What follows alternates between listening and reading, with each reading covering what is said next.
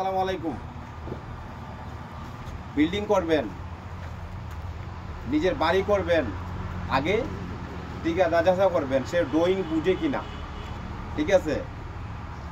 তারপরে কাজ দিবে ঠিকাদারকে। এখন কি বলবো, মানে এগুলো আমাদের ঠিকাদারদের জন্য মানে লজ্জাজনক। 8টা পিলারের ঘর 2 ফুট কোনাকুনি করছে। পুরান ঘর আছে, দিকে দেখাও, পুরান ঘর আছে, তারপরেও মানে 2 ফুট কোনাকুনি করছে।